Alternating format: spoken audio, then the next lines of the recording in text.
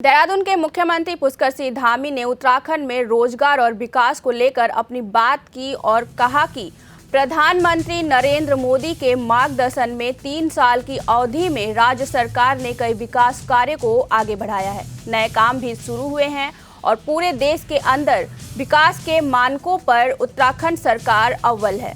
2020 में नीति आयोग की रैंकिंग में राज्य पहले स्थान पर आया है। बेरोजगारी दर में 4.4% की कमी आई है। निवेश बड़ी मात्रा में उत्तराखंड में आया है और रोजगार का सृजन हो रहा है। कई नवाचार के काम आगे बढ़े हैं। इस 3 वर्षों में कई ऐतिहासिक फैसले लिए गए हैं। वहीं फिर चाहे वह देश की आज़ादी के बाद देश के अंदर सबसे पहले यूसीसी को लागू करना हो या फिर नकल विरोधी कानून को लागू करना हो। 3 साल का कालखंड हमारे आदरणीय प्रधानमंत्री श्री नरेंद्र मोदी जी के मार्गदर्शन में राज्य सरकार ने अनेक विकास के कार्य आगे बढ़ाए हैं, नए काम भी शुरू किए हैं और पूरे देश के अंदर विकास के मानकों पर भी उत्तराखंड सरकार 2024 के नीति आयोग की रैंकिंग में पहले नंबर पर आई है। बेरोजगारी दर में 4.4% की कमी हुई है। निवेश बड़ी मात्रा में उत्तराखंड के अंदर आया है।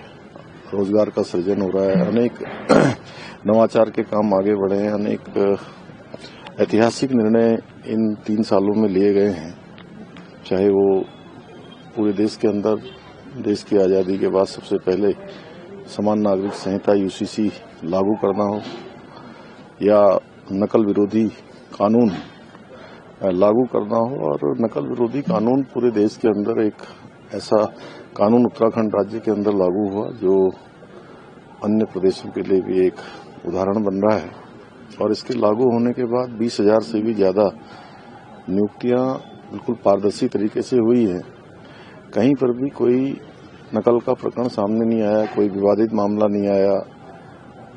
गरीब माता पिता और उनके बेटे बेटियों को उनके आत्मविश्वास में वृद्धि हुई कि अब वो ठीक से तैयारी करेंगे, पढ़ाई करेंगे तो निश्चित रूप से उनका चयन होगा। इसके साथ साथ लंबे समय से राज्य के अंदर भू कानून की मांग राज्यवासियों द्वारा की जा रही थी।